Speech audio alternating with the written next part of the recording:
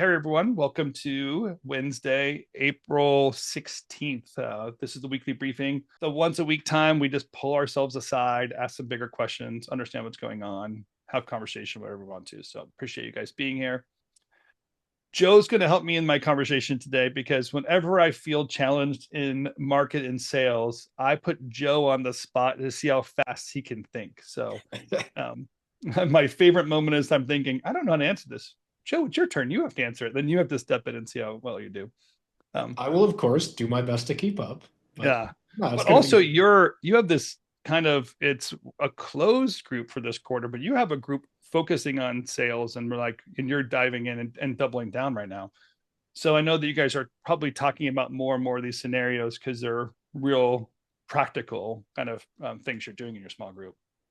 Yeah, as excited as I am about sales strategy, this group is working really well for me right now. What's up, guys? I see ya. Because we're living some of the problems, right? And we're living some of the solutions. So it's not just that we're thinking about growing our businesses. We're kind of getting a lot of live feedback loops all at once. It's very fun. Great.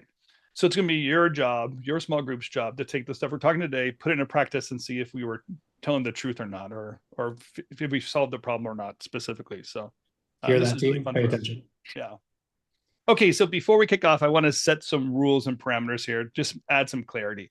One is, RevThink we have in the past and will always encourage you to kind of think big picture, that there is a value proposition and there are big wins, and you should always ask for your total value. And it's going to sound like today we're conflicting with previous advice we're giving you. And to some degree, I understand that, but I'm telling you, we're not. What we're doing today is contextually putting it into a certain bubble. Um, the bubble I'm putting it into actually came from my last quarter's cohort where we read this book, Exactly How to Sell. And in the book, there are three categories of clients. He called it silver, gold, and bronze. And the short sale, the easy sale, or the easy win, as we're calling it today, is the silver category. Silver clients are people that you already know you. You already know them. You have an ongoing relationship. It's an easy win. They call you, you say yes, you're delivering in 2 weeks. There's no pitching, no big picture stuff there. It's a short relationship win there. The difficulty in the silvers is they already know you, they know your prices, they know what you do, and it's hard to move out of that. So we are talking about the silver category today. Joe, I think your group, you're calling it super Yeah, we're clients. talking about the super consumers in our group. These are the folks who have a unique motivation that you are uniquely equipped to solve. In some ways, you have a shorthand around understanding how the thing you make works for them, and you can move them through a buyer's journey, if you will, with relative ease and with a lot of trust. So the other rules we're putting out there today is we're not talking about changing your positioning to make it easier. We're saying your positioning already has you've already won in this category because your existing positioning. So we're not giving you positioning advice. We're not going to give you the what's the other one, like go directly to the brand and skip the agency or who your middle person is. We're actually dealing with the hard issue that you can't easily just pivot and move on. And we're also not throwing out there, oh, if these clients are a bad fit, just go find new ones. That's not the season we're in. And honestly, those kind of things, right? The change your positioning, the skip the middleman, those just feel like the current flavor of the same old consultant thing. When things get hard, they want to sell you something easy. We're going to talk about the hard stuff today. Yeah, the cheap and easy wins. Okay, so now we set the rules and parameters. We're actually going to deal with the hard stuff. You guys hold us accountable, ask us the hard questions so we get through this thing. But I want to talk about what it means to like sell to this group and what's actually happening. It feels like that body of people depend on us year over year or month after month are saying, I don't have the budget to give you. Like, I would love to give you more money. It doesn't exist. The economy doesn't allow for it. But I do have a proposition. I'll give you more work to do for the same amount of money. And that's putting a squeeze on us, right? That squeeze is kind of hurting us. It's hard to win. And we want to say, I know I should ask for more. Or in the past, I'd even say, no, you have to get your value proposition. But right now, the economy is not allowing for it. So that's the what we're facing right now in this economy. And one of the temptations when that's the case is to say, well, okay, the thing that I do make a video, for example, used to cost X, but right now everybody has Y, X minus 5. I'm going to take X minus 5 and I'm going to produce the same video and I'm going to make less money. Yeah. Right off the bat, let's talk about not doing that. I think the best way to get from they have less money but want the same thing to I am delivering value and maintaining my margins, which we can talk about, is shortening the goalpost. Can we break the value that we provide into its component parts? And can we sell the first of those component parts at a lower price to our client, but at a price that is margin competitive for us? An Yeah. example of that, actually, like in our small group, an entrepreneur had a really, really promising suggestion, which is said, I'm thinking about offering pre-pro as a sprint. It's a lot easier to afford. We're going to get them prepped and ready. And then if and when they greenlight the budget for the project, they're obviously going to come to us because we've done all of the pre-pro work up front. I think that's a really smart, really astute example of what it means to compartmentalize your value. I love it because it's again, if we're talking about the silver clients, these are people you have a relationship with, and you can talk about these step-by-step things, and you're not questioning or compromising the long-term deliverable you're putting out there. You're basically asking them to say, hey, let's break this up in these sprints so that we can be proactive, we can build as we go, we can start now, get pieces of this thing done without looking for the big picture win or the long-term win, and get rid of some of the hesitation that's taking place right now in the marketplace as well. Like, hey, if you can just agree with this, we're selling you the entire process, but just this one phase right now. Can you agree to that? That's a really smart proposition. One of the other ways I like to go about this is if your client needs the whole thing, they need all the value, there are different ways you can negotiate if you just try. So, right off the bat, amortizing the cost of a project over time, you need to be prepared for that financially. Again, we should talk about that, but giving them the flexibility to pay you what you're worth on the terms that they can manage, you wouldn't believe how big of a relief things like that are when we're talking about getting work done on tight budgets. Yeah, I'd love it too. Tight budgets means tight cash flow. So if we can break it up into these smaller bite-sized pieces, we can get things greenlit sooner, get payments in sooner. Even though it's not the full payment, we can begin rolling in payments into 3 or 4 pieces as well. Then you can keep up with the cash flow and manage your team without basically eating it again in cash flow and waiting for indecision that's crippling a lot of us in that long-term cash flow issues. One of the, oh, sorry. No, you're good. One of the other benefits of your silver client. So again, that's somebody who knows you, whose motivations you generally speaking understand, and for whom you know you can deliver value. It does make it a lot easier to have a little bit of a hard conversation about what you can and can't afford. So it's very easy for your client to say, I know I normally pay you this, but all I've got is this. Can you accommodate? In kind, you are allowed to say, hey, I normally accept this margin. I can shrink my margin a little bit, but here's the floor that I can draw. You're allowed to say that back to them and say, this is where I can meet you. Please don't ask me to do anything more. And you can start an active conversation about what they can afford, what you can afford and what they can afford. And then you can figure out what matters from there. That's a hard step, but it's one that gets skipped a lot. And I think it can solve a lot of problems. Yeah, that's great.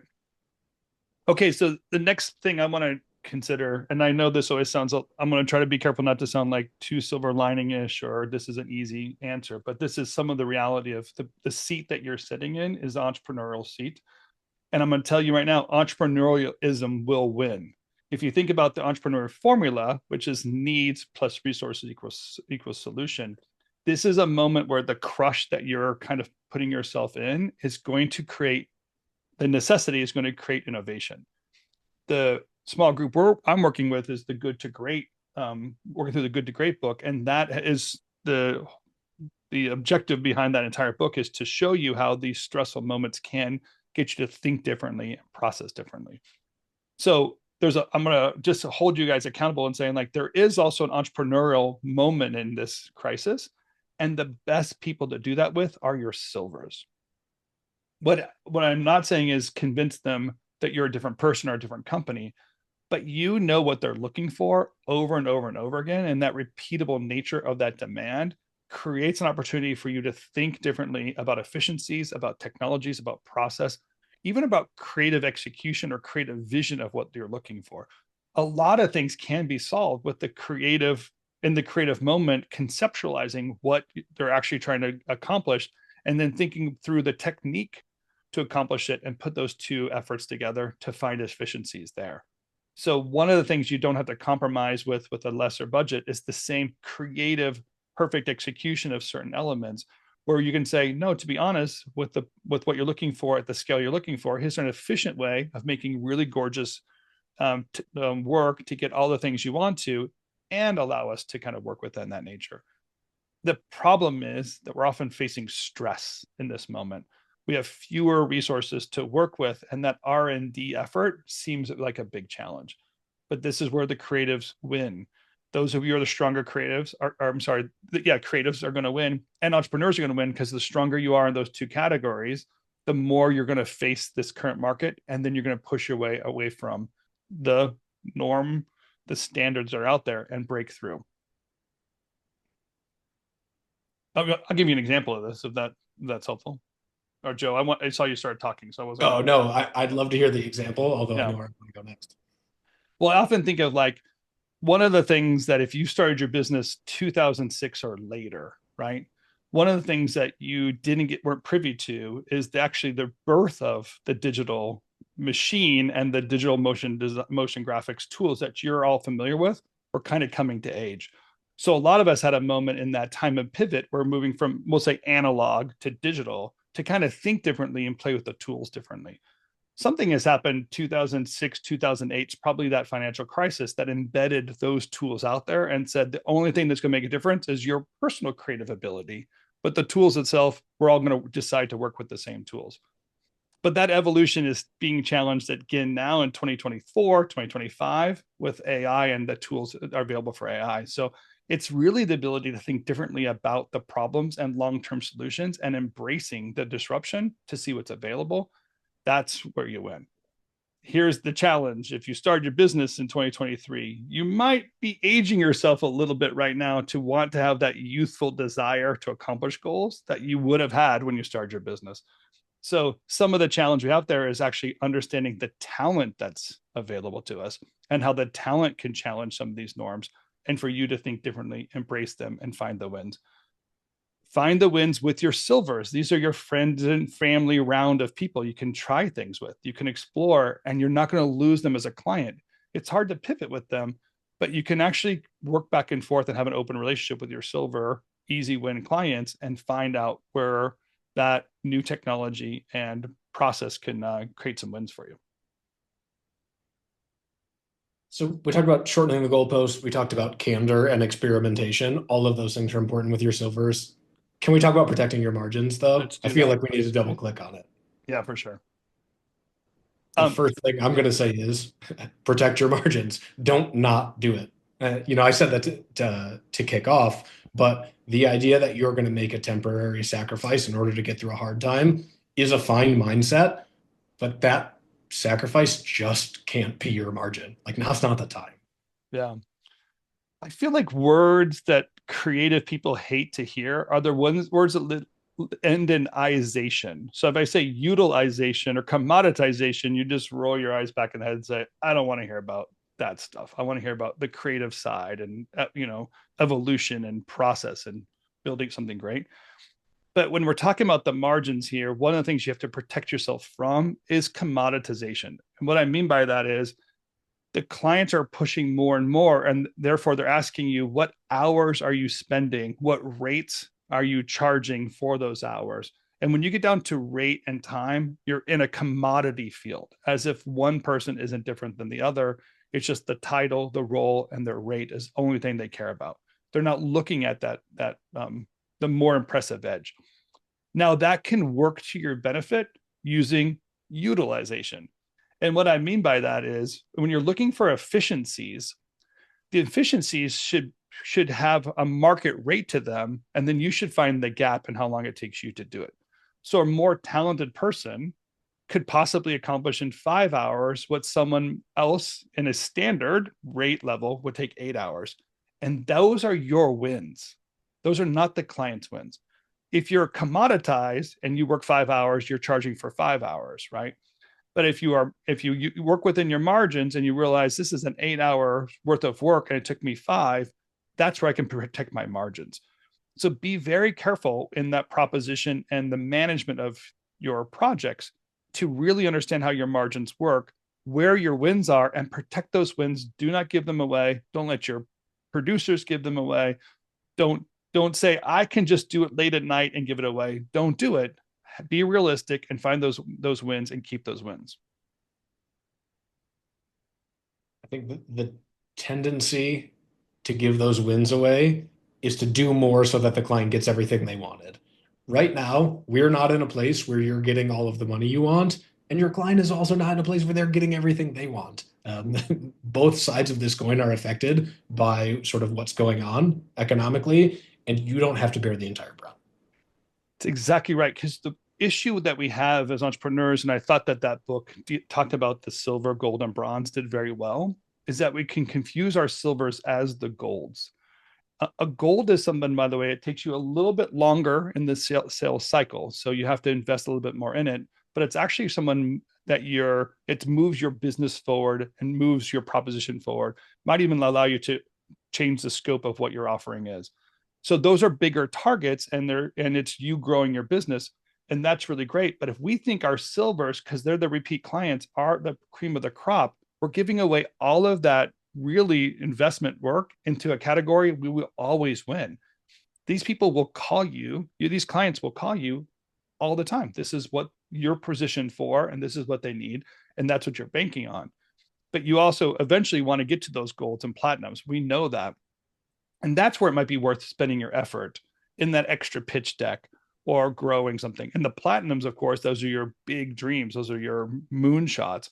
And they'll take a really long time, but they're the ones that give you drive and ambition and make you ask the bigger picture questions. So don't confuse your silvers with your golds or platinums. These are really great clients. These are your favorite clients. They're the ones you work with, but you're also can leverage that relationship differently and then find the opportunities to actually expand your business and put that effort in finding new gold clients and not just the silver or easy win clients.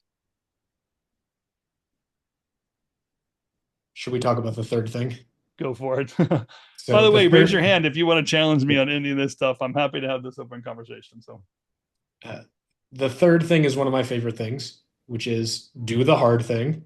We talk about doing the hard thing a lot in my group. But in this particular case, one pattern I'm noticing is because there's a lot of economic uncertainty, I'm catching entrepreneurs projecting that uncertainty onto their clients without knowledge. When I say that, what I mean is, oh, this brand is going to be super affected by tariffs. We're like, oh, I heard that they might have to do layoffs. Now's not a good time for them, or there's no way they're going to have the budget, or this project's going to get stalled, or it's not even going to get it's not even going to happen at all. Every single one of those things is so far beyond your control as a creative business owner that it shouldn't even be on your mind. I get why it is. The temptation when you see all these things swirling is to worry about all of these things. But allowing that to impact the way you sell and the way you deliver is really going to eat your lunch. You have to ask for the project, to ask if the thing is going to happen and whether you can have it and whether you can get the rate that you know that you're worth. And if you make a choice not to, because they're going to be hit really hard with tariffs, because I know that they got layoffs coming up, you're making somebody else's problem your problem, and you're already precluding your own ability to win right now. And that's not a risk you can afford to take. I was in a conversation recently, and we'll say like it started politically or it turned politically. I don't remember how we got in, but politics is easy to talk about. And to be honest, I thought we were just venting. So we spent the time and we were just, we all vent, right? There's a little bit of frustration in the world and we can kind of poke fun and relate that way. But the conversation grew more and more, I started realizing, the person I'm talking to actually believes that these issues we're talking about, which just feels like out of control venting, is actually affecting their direct business. And I did have to correct him, exactly what you're saying, and saying, wait, just so you know, right? the guy in charge of the Doge, coin and the Doge department can't affect your relationship with some people. Now, there might be talk about it and you might have a conversation about it, but if that's a client that you have and they have a need, you need to discover their need regardless of what those changes are or how it's going to impact them. So I realized, wait a second, we can actually just fall into that trap very easily because it is on our mind and it's hard to shed that into the reality of no, just go back and talk to that client, find out what their current needs are, find out how you can satisfy those needs, find out what their budgets are, get that work done. Yeah, it's big old not your business whether they've got inefficiencies in their business model somewhere else. And so I think just reminding ourselves of that sometimes is the nudge we need to go forth and get the thing. Love it. Yeah. Go ahead, Danny. I saw your hand raised. Yeah, I was going to say that I think we all know this from dealing with, the artists that maybe work for us or that we have to deal with, right? Like I literally had a guy today or yesterday that like he didn't exactly know where some of the projects that we were working on stood, and he got like really nervous and he started projecting that like, oh, the projects are all going to come and they're going to hit me at the same time, and I feel like I'm completely overloaded and this. I was like, wait, hold on a second, because I kind of know where we stand. I'm like, no, you're fine. And I explained everything. And then once he had the knowledge, he was like, oh, okay, I can move forward with this. We have to take like those, like we can't be like that. Like when we calm them, like we can also calm ourselves and be like, wait a minute, I don't know this, but just because I don't know it doesn't mean that it's going to be the worst version possible, Yeah. right? Like you may look at like, there's like the recency bias. So you may look at like, well, last month was a bad month. That means every month from now on is going to be a bad month. But it's like, well, no, because if you go back and you look at your history, you're like, I had a bad month and it was followed up by a good month. It's like it's like a stock market. There's fluctuations. So we just have to be as logical as we are and do the most that we can, and not let like the fear kind of paralyze what we do.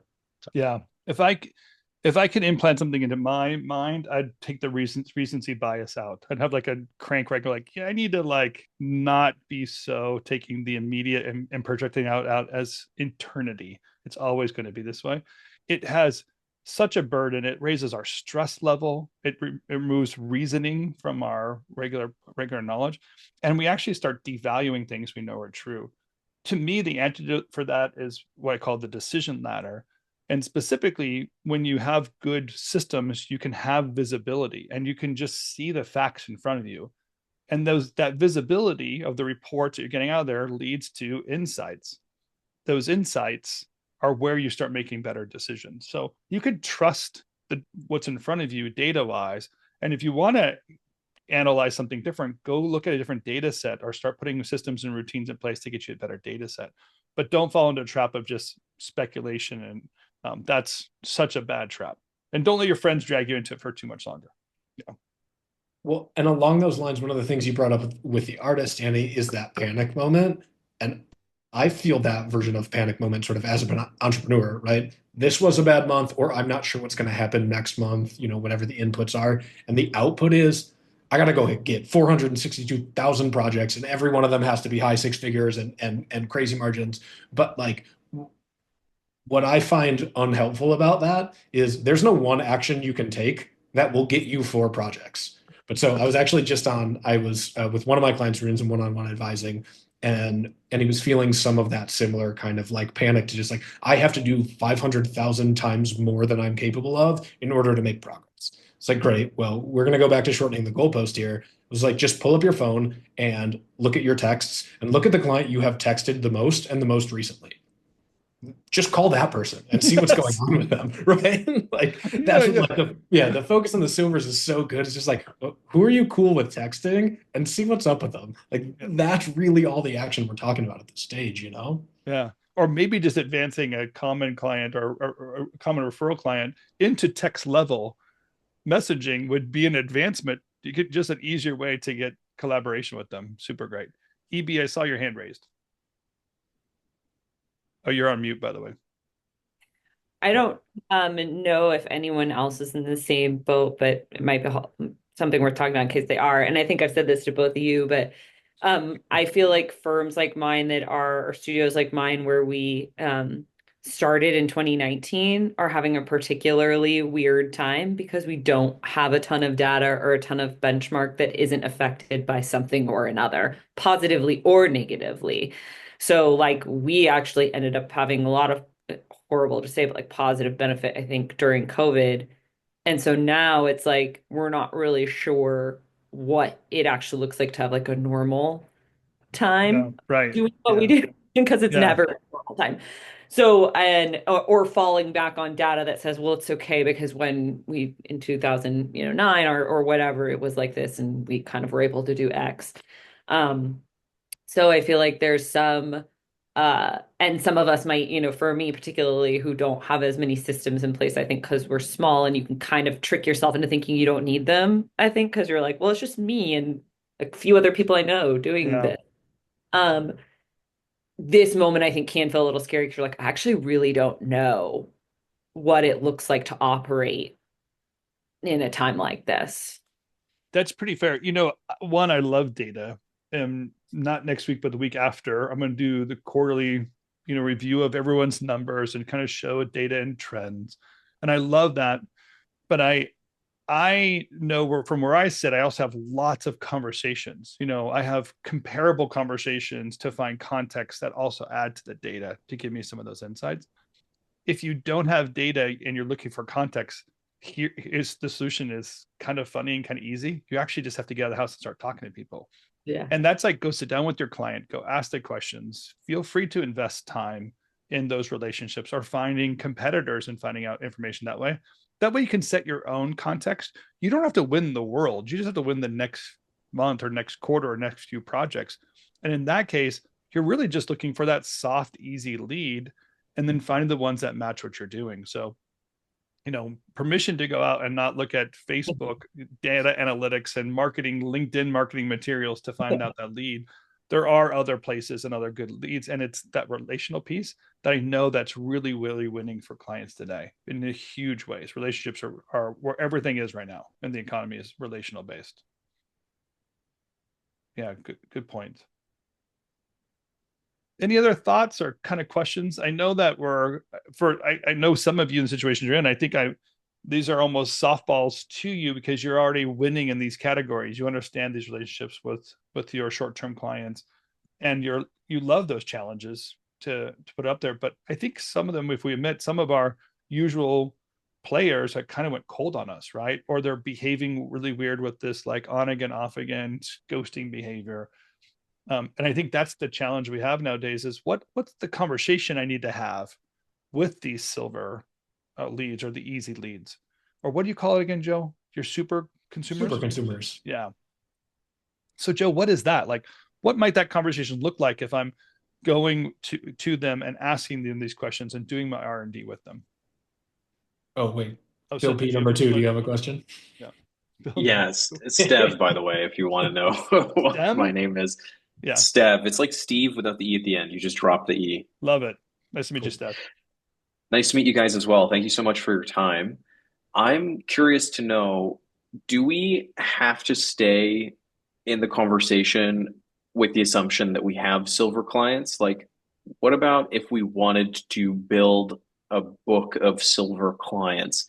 Because something that really resonates with me is that you guys were talking about, okay, think different, protect your margins, and do the hard work. I feel like I've picked 2 out of the 3, which is do hard work and think different. Protecting my margins has been very hard recently.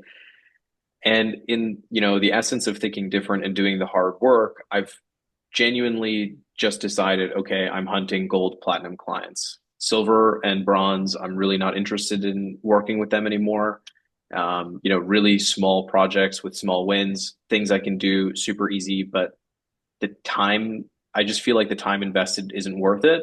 And then in terms of silver, the people who I've served in the past, and this is an assumption that I'm making, but I have a strong inkling that they're actually not needing of the services that I'm trying to give out anymore.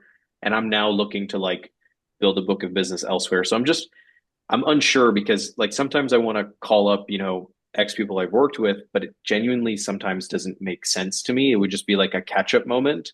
Yeah. And actually during December until now, I tried to do some of those things and they just turn into like these awkward mess of a situation because I'm like, I don't really want to sell you because I know you're not my ideal client. And then we're just catching up to catch up. And then it's like this weird kind of cat and mouse game. And I'm like, Steph, what service do you provide to your client? But just one of the so basic. yeah, so on a really surface level, it's like brand strategy and brand development. But the way that I like to call it is actually building a constellation of belief because we don't just do the brand identity and the brand development for the umbrella company or the overall reputation.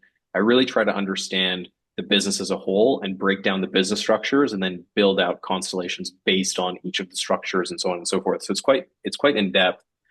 Yeah, you sound like a And then I brand guy found because that's a great the constellation of belief is a great like expression of what you do. That's really awesome. okay, So let me amazing. say like this. So some of our desire in business and necessity in business is to win a category.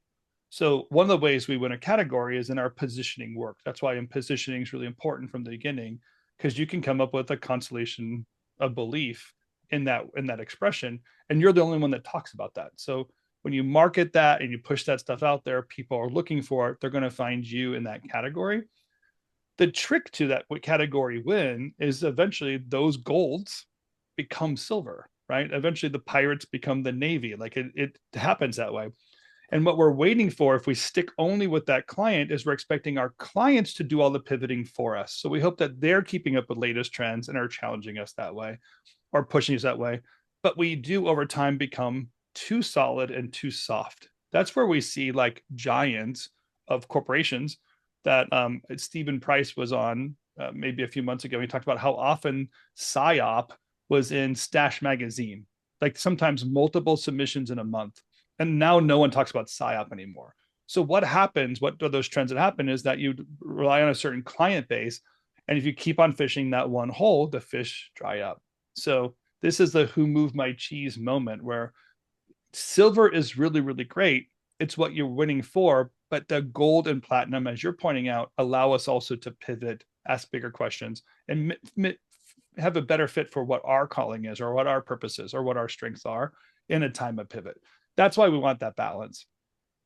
And today, we could only really depend on our silvers. It's just a really weird economic trend. So contextually, we're in a place where our silvers are where all of our wins are. The golds are too risky for the marketplace. People don't want to take a risk on you or that kind of work in a big dollar amount. So there are some people And that that are could be doing what it, but I'm not feeling everyone. right now, if I'm being honest. Yeah, that's what you're feeling. Yeah, It could be exactly yeah, what I'm feeling yeah. right now. Like since early December until now, like mid-April, the sentiment's been pretty much the same. It's like, everyone's super risk adverse. They're very on edge. They're not sure what's going on. They appreciate me. They love me. They love the time. It's always a great interaction. But in order to commit, move forward, and act, I feel like everyone's in this weird limbo phase, and it's driving me crazy because I'm an arbiter of change. I like to come and change things. That's like what I do. And everybody's very stagnant right now, and it's driving me absolutely mental. Yep. So, yeah. And it's a survival technique. It has a lot of areas of impact. The greatest impact that no one is talking about, but I will talk about it all the time, is the digital marketing bubble has burst. The promises that was supposed to be made aren't coming true. We've lost confidence in that. The spending is gone. Therefore, the execution of those items are gone.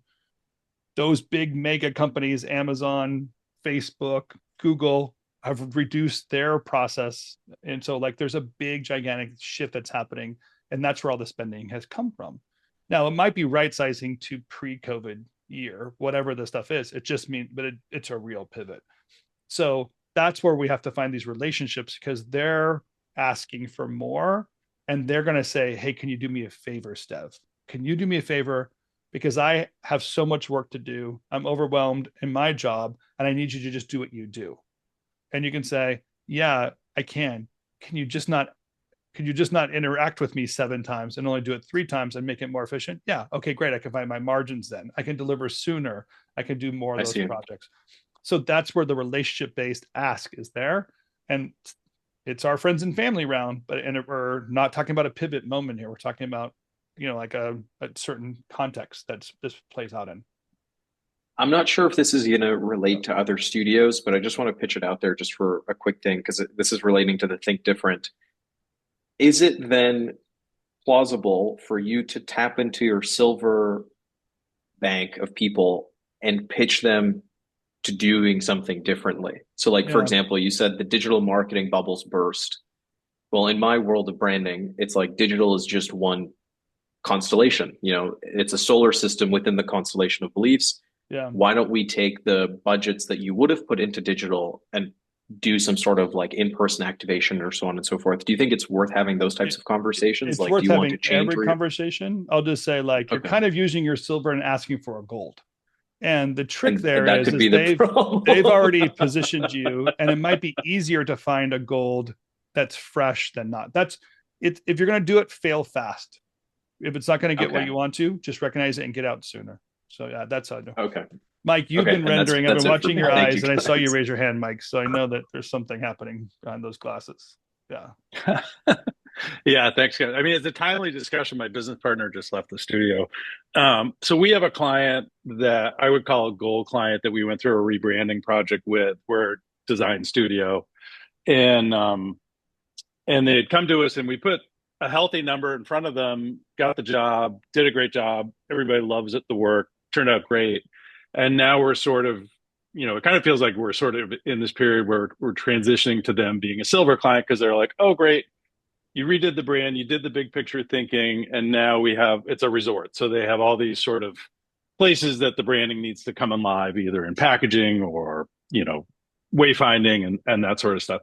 And now, after having priced everything at sort of a gold level, every number we put in front of them, we're getting shot down at. Like they'll come to us and say, hey, we need this, and the other thing. And we price it out how we normally would.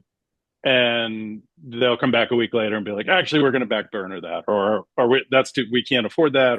And a lot of it's a little bit weird, because it's the marketing director who we work directly with is, I would describe as a nice guy who's powerless, because the owners of this place, it's a family owned, multi-generation business, and the owner is in charge of everything. So it's just, I guess my business partner, we were just talking like, okay, do we just need to do everything hourly, and to your point, protect our margins and just bill for it and deal with it that way, rather than spending any time trying to craft, value-based proposals?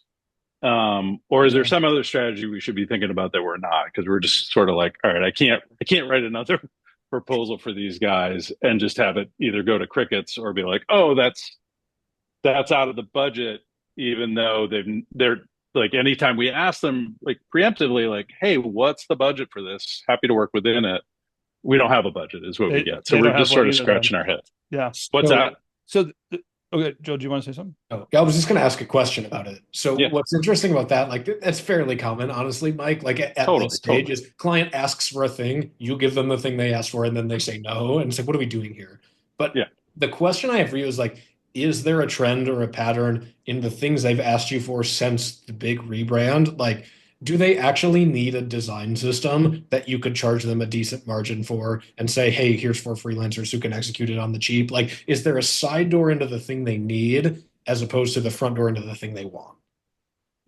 Love it. It's a good question. I mean, we developed the design system, and they do have some in-house capabilities to do stuff on their own. So there is, if there is no budget, they can just be like, great, we'll give it to our in-house person. And that's fine. Like, not every client needs us forever, but it's sort of like they are talking about us like, oh, you guys are our new design asset. You are our new firm, but we're just sort of stuck at this scope and engagement level I'm just sort of like, I don't know which lever to pull, I guess. Mike, I want to get you unstuck by doing this. One, you have to recognize like what the work that you've done for that resort probably won't happen again for 20 years. So with them, one thing you have to kind of, one question you have to ask yourself is customer lifetime value of the people you're working with, and convert your thinking to customer lifetime value. It's not that you hate the long tail, but it's just a long tail to the big thing you've done, and entrepreneurially recognize what that is and the margins in that part of execution. And then the bad news / good news is you got to go hunt again.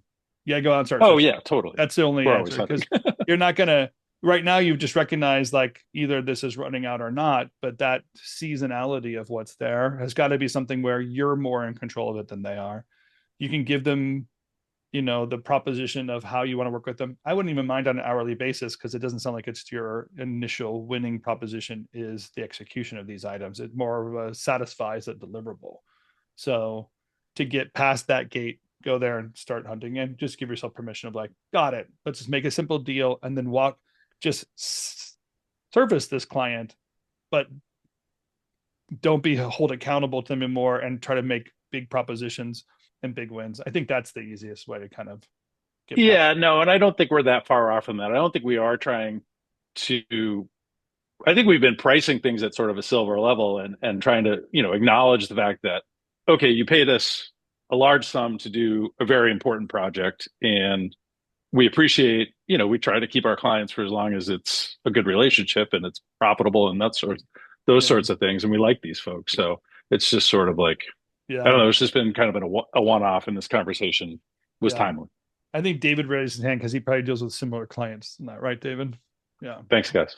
Yeah, I am right there with you. And the other Phil who just spoke, we do brand strategy only, brand development and brand strategy. So building architecture, developing brands, probably exactly what you do, Phil. But it's really interesting. David, just so you know that he says Phil's name, but his name's Steph. Yeah. I'm sorry. Yeah. I'm so sorry. Yeah. What I was getting at though, you brought up a really good point, Mike, and I think Tim started touching on it, this idea of the customer lifetime value.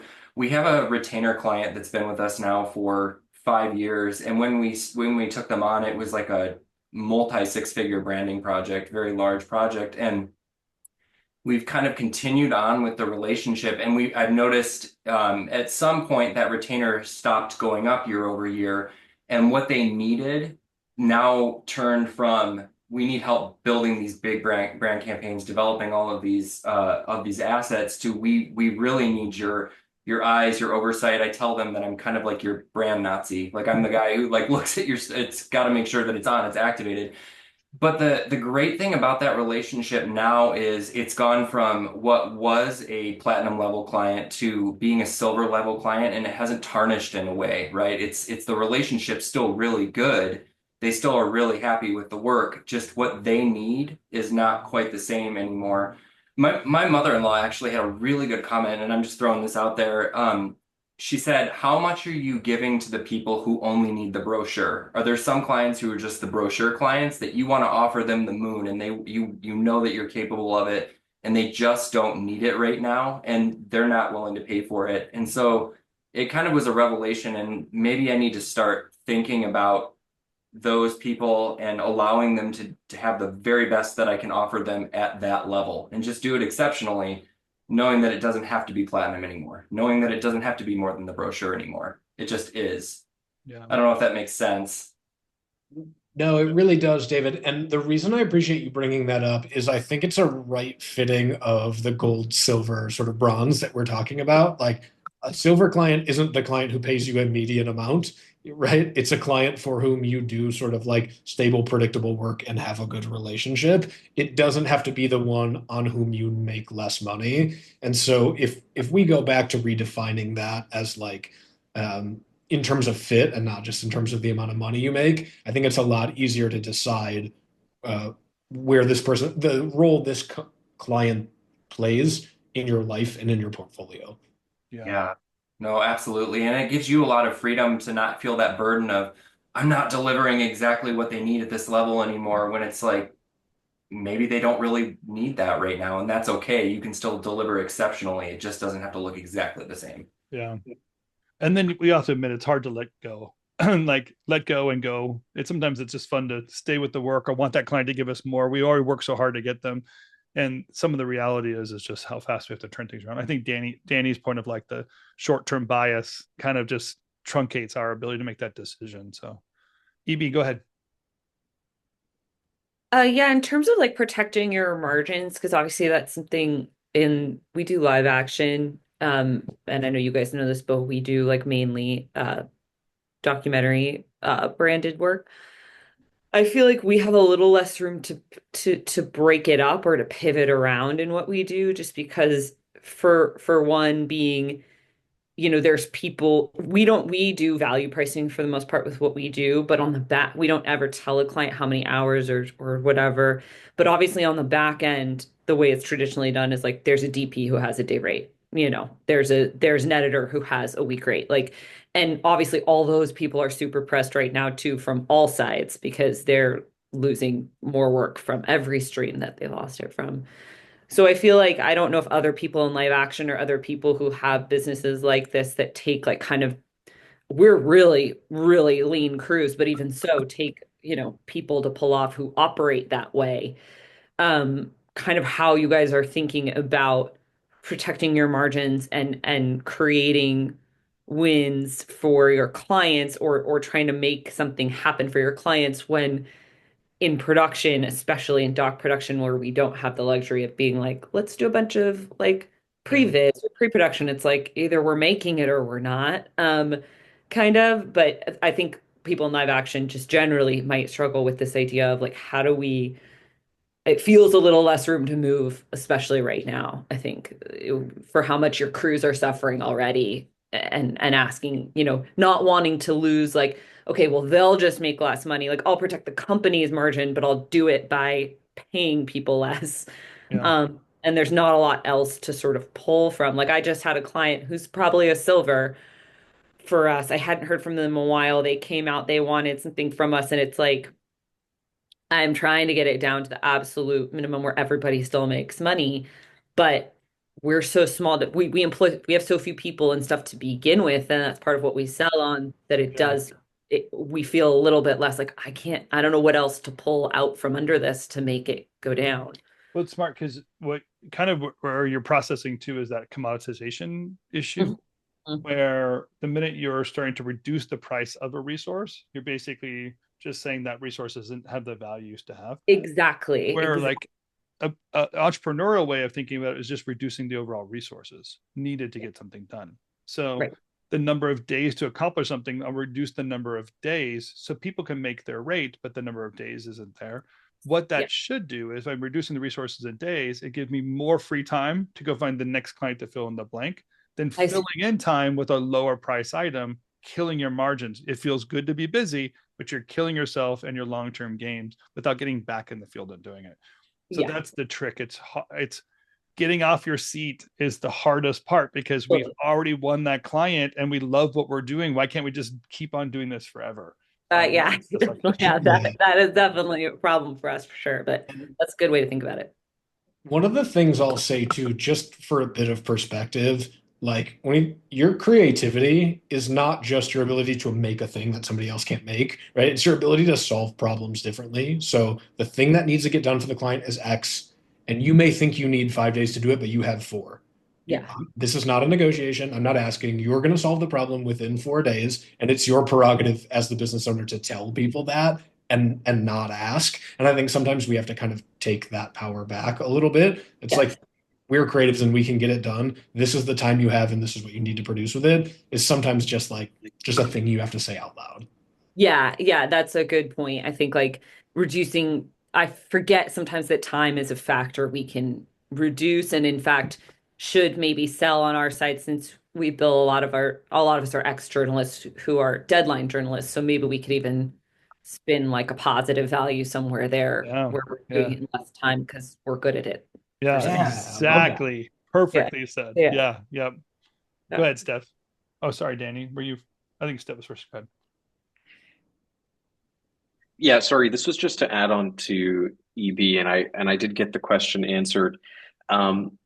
Just throwing this out there as an idea. I don't know if you've tried this before, but if you're doing live action documentaries, whatever that story is tied to, I know that there's always other things attached to that story. So if you're doing a documentary on, let's say, like some sort of manufacturing company, they have suppliers, and most times you're dealing with the manufacturing company and you're trying to do a brand video or some sort of documentary on them, but you forget that that company has relationships with other companies, and the way that you could potentially make more money is by upselling spots for their suppliers to be a part of the story, essentially. So like if there's branded moments throughout the live action, you can find budgets outside of directly from your client. You can ask them to sell that to their suppliers and stuff, and then sometimes that might help. Yeah.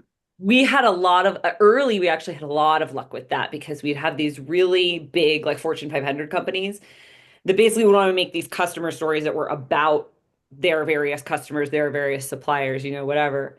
We've done that. So like we did one with AWS that was, they had been working with Nestle, and then we went ahead and made a commercial for Nestle on the back of the same like shoot. So it is something that we think about a lot, and even just getting clients to think about video as a campaign rather than as I'm going to create one object. It's a video, and that's like our shoots especially could yield so much more than one thing. Some of that has to do with the way that marketers are able to put things in a pipeline. So we do spend some time having to you are actually trying to herd cats where you're like, I know this marketing team has this much money and is talking about this, but if you call it this marketing team over here and you guys pool, you guys are going to get a ton more out of it. So 100%. That's a real producer. You're really like finding your own financing. Yeah, I'm like, you could go find more money if you just talk to each other. Yeah. Hey guys, can I bring Danny into this conversation because he has Andres too? Danny, did you want to chime in or did you? No, I mean I can. Oh yeah, go ahead. Come in after they're done. Go ahead. Yeah. No, that's. Well, I was just gonna say it's such a good way because like let's say you need $1,000 more to like protect your margins, to like pay your crew and so on and so forth. It's really not that hard of an ask for another company to talk to their supplier and be like, hey, we're doing, and it's all in the way that you pitch it. We're doing this documentary, we're doing this big piece, and we're selling space on it. Do you guys have $1,000 or $500 to pitch into this project?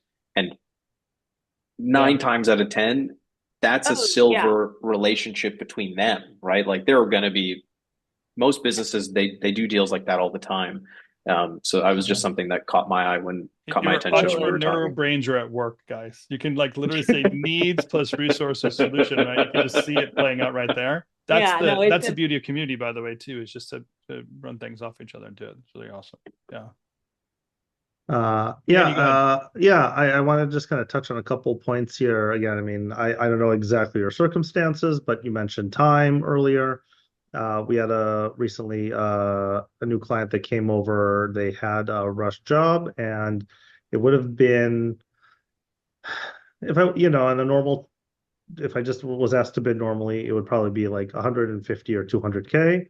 And they only had 100, and we're like, okay, how do you get it done for essentially half the budget? Well, luckily they had about a quarter of the time to get the project done. So we're like, okay, perfect. We'll get the project done in a quarter of the time. And we made it clear to them, how many touch points they can have and that this is a rush job. And they were kind of like, well, yeah, we understand. We'll be a little more understanding and whatnot. And we ended up, because we did it in a quarter of the time, it ended up being like, even if we would have got like 75K to do the job, it would have been like fine. So it ended up actually being a pretty decent margin, even though it felt like we were being underpaid by 50 or 100%. We just changed the way we approached the project, and we made it okay. So there's ways to kind of just rethink how the project has to get approached, because we sometimes want to do it the way we want to do it. And we have to think about, well, what do they actually need from us? And can we give them something that's enough for their ask and not like our ideal vision of what the project would look smart like? Thinking, managing clients' expectations. Go ahead, Joe. Yeah. So there's opportunity there, essentially, I guess is what I'm saying sometimes. Yeah. And then a thing that we've done actually on our live action stuff, even though we don't do a ton of it, and I'm trying to do less of it, but when we were doing more and more of it, I made the choice, which would seem unintuitive when you don't have high margins was to buy more equipment.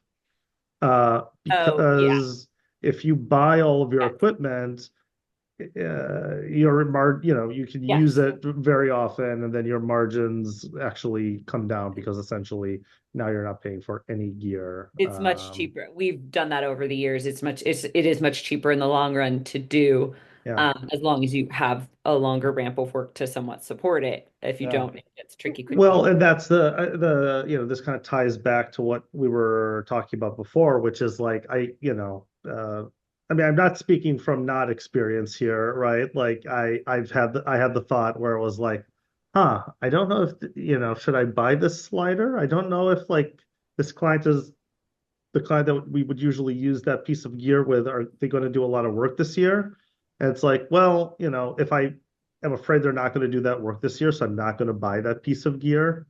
What ends up happening is they end up doing the work. I didn't buy the piece of gear and I lost on that margin. So sometimes that, again, the recency thing is like it can Yes. prevent Yeah. you from making like a call that if you took a Yeah. step back, you're like, I should just get that piece of gear and make sure that I use it enough times So Danny, what you're talking about justify is it. return on investment. When you Yeah. make those kind of initial purchases, know that Yeah. you have locked in that for sure. Yeah.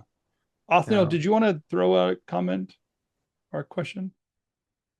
I saw your hand raised earlier. Well, I'm Well, I'm you doing raised your hand. I'm Your doing hands were modern full modern earlier, dad but yeah. music here, guys. Sorry. Yeah, you guys. No, I think it's a little bit of a combination of what everybody was talking about. And first of all, I'm Othniel, and company is Audilist. We supply music to a bunch of different people. And we have a situation where somebody I would consider essentially a gold, right? Or even higher. And they have two of us, to basically performing the same thing. One is much bigger than us, right? And then there's us. So now they're coming to us and basically saying, can you do it for less? And I'm like, how low can I go? Right. Yeah. So yeah. Yeah. Go ahead, Joe. Competition. How do we deal with that? Well, there are a couple of things. One is decide how low you can go and don't go lower than it and just do the hard thing. My favorite thing to tell everyone. But one of the things Danny brought up too that I really appreciate around this is like there are a ton of levers you can pull to protect your margin. And they are often things clients not thinking about. So like we often think we got to reduce deliverables, right? Or Right. use a cheaper resource or something like that. The thing Danny said that I really like is like, and this maybe applies more for agency folks and studio folks, but like, oh, you're getting a weekly status meeting? No, you're not. Right? Like there are a million touch points. Every single second of your time costs money. And so as long as you're impeccably clear, the communication will be X, Y, and Z, and it will not be A, B, and C. Right. You can recoup so much margin that you can be flexible enough to keep a job if you need it. But at the end of the day, if somebody wants to hammer you on price, there's a point at which they stop being a silver and they start being a gross poop brown, right? Copper? And you just like, can't work with them. Yeah, just we got to know at that point. That's a great point. I appreciate that because I mean, if I were to like say their name, you'd be like, wait, they're asking for lower prices, right? Like so that's nothing would surprise us nowadays. Yeah, that's fair. Thank you. Very fair. I just wanted to say to Othniel, we actually have a similar thing where one of our really good clients has another company that does almost exactly what we do, but they're just bigger and they charge more money. And Joe made a good point to me earlier, which is to ask them like, why aren't we just getting that work? Like, what's the answer to that question? Do they just think you're too small? Like that sort of thing, I feel like it never dawned on me. Now I'm giving away a Joe secret, I guess, but like it never it's never dawned on me to be like, I just assume there are competitors and that I couldn't possibly do all that work. And so what's the point? But I could probably do more of it than I'm doing. And why are they giving it to anyone else? Okay, maybe they want to pay you less, but could they just give you more of it? Right.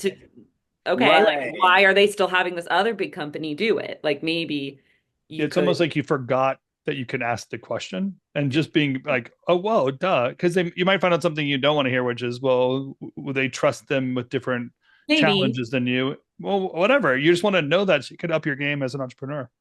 Absolutely. Absolutely. I think we got caught up in the fact that when they first became our clients, such a big name that like you get lost in that and saying, oh, I got so and so as client. But then as time goes on, they're a client, right? Yep, exactly right. So, thank you. I appreciate all you guys. This has been a wonderful conversation. Really helpful to kind of hear everyone's perspective and process this. So thank you all for participating. Really great. I hope you can hear our encouragement in this process too. The economy is shifting. There's great moments that you can step into. We do have the small groups that if you're interested in joining and participating and having some of that dialogue and working through it, you're invited to them. They're called Confab. You can just DM me. And if you're not a member of community, because I'm not sure all of you are, join into RevCommunity, be part of the conversation there. It's really easy to kind of keep things going, stay up to date, join more of this conversation. So happy to answer any questions at any time.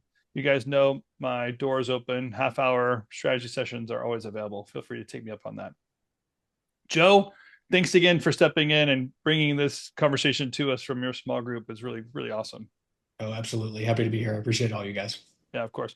Hey, listen, Thanks, next week I'm going to be in London. The week after that, I'm going to be in Spain, or 2 weeks after that, I'm going to be in Spain at Off. So if you're at any of those events, come say hi to us, be part of that great stuff. And then I guess the week after that, May 15th, we're going to be in New York City. So bouncing around.